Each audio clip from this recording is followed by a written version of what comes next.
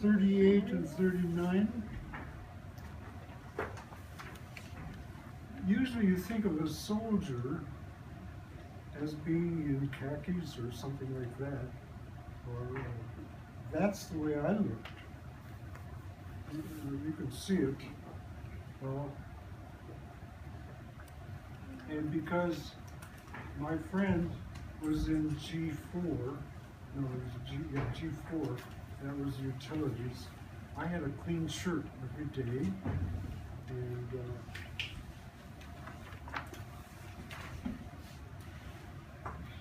so 39, 38, 37, and 36, just those 4 pages. You might want to ask questions about that. There is a picture of a peep on 36.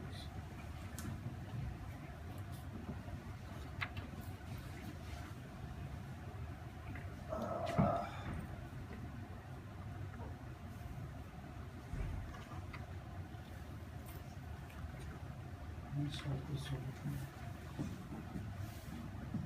That's a peep.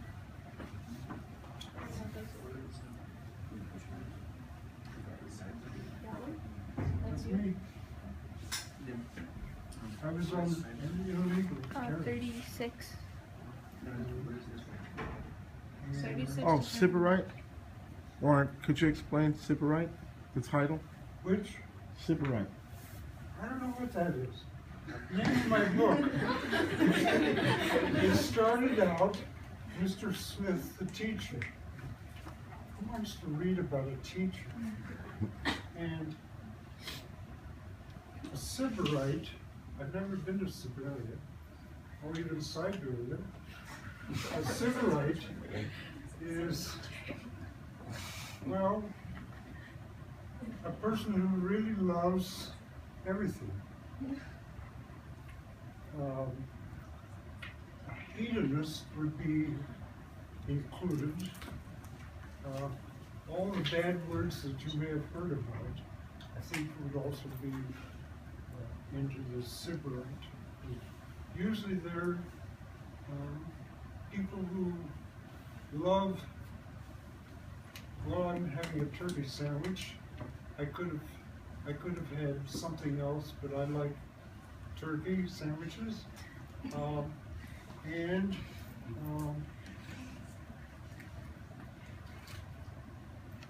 don't know whether to show you this or not. You can tell them what it is. It's him peeing. It was like this or other. In Paris, at that time, they had what they don't have now. They only have one now. But in those days, they had a pissoir. I think you can guess why it was called a pissoir. So it just meant you walked in and it was very smelly. They had no way of, well, the water or the urine simply flowed around. So I'm just explaining how you use a pissoir. Nice.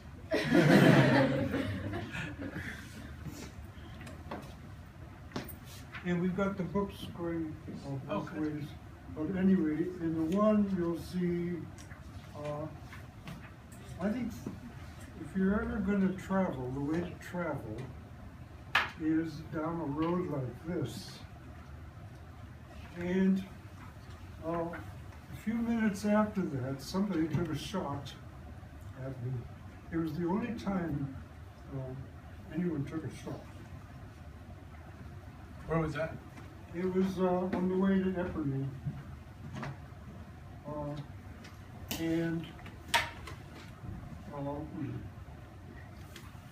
my adjutant general, because sometimes even important people in a system do illegal things, he had a girlfriend in England, and he wanted to bring her back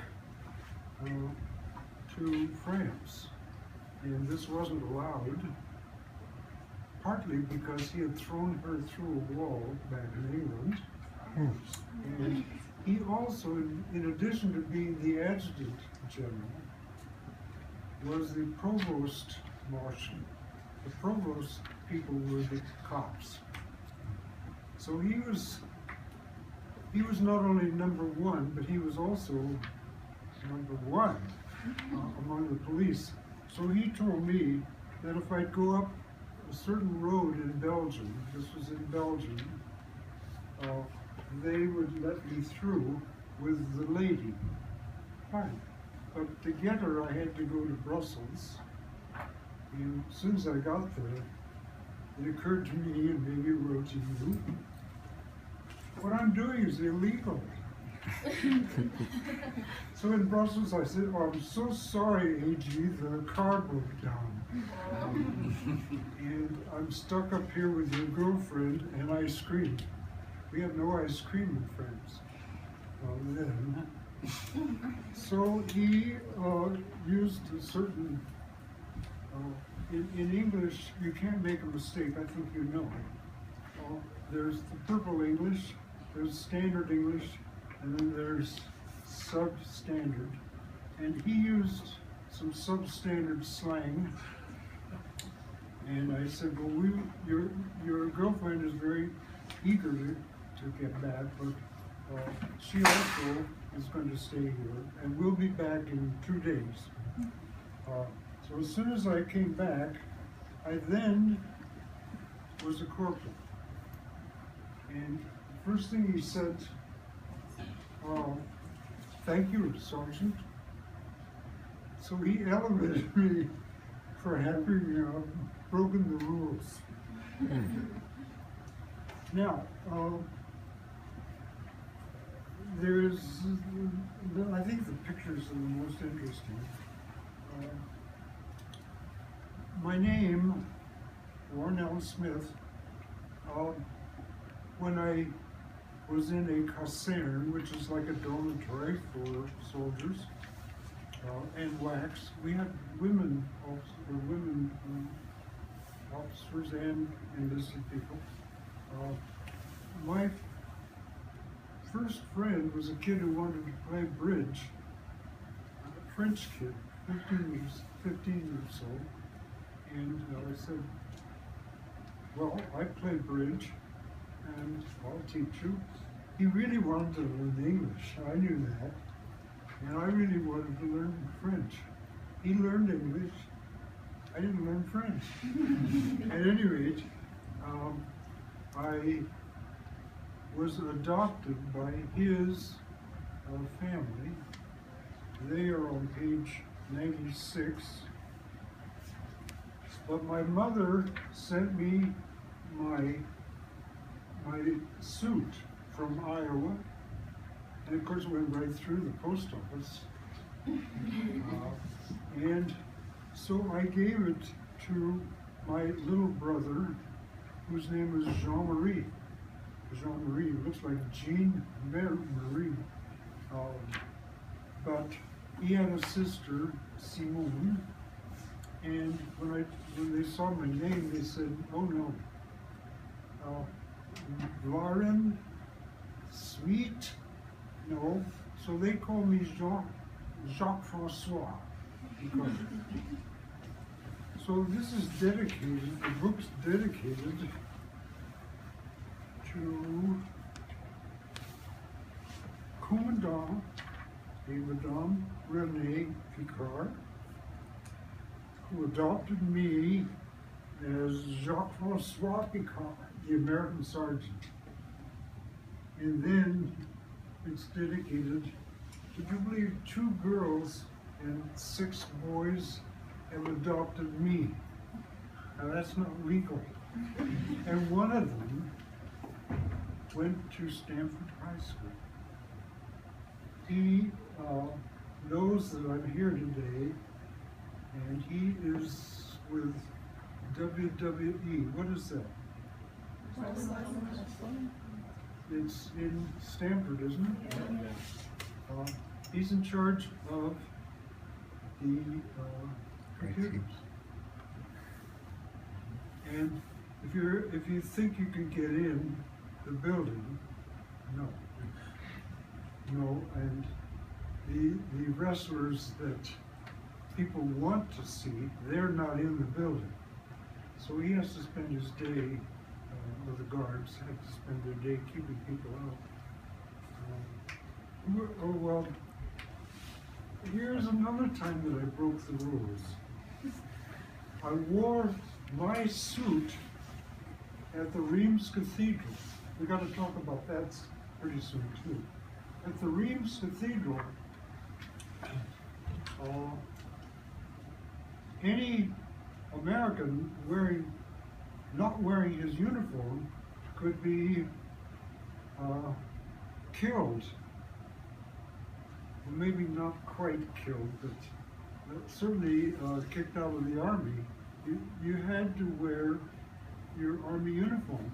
There was one day when I was trying to get in the Little Red Schoolhouse, and a person was stopped, and he was asked a simple question like, who won the series last year, the World Series? He didn't know the answer. I didn't know the answer either. But they asked him some more, and they went up and pulled off his army uniform. Underneath was the Nazi uniform. So off he went. I never saw or heard of him again.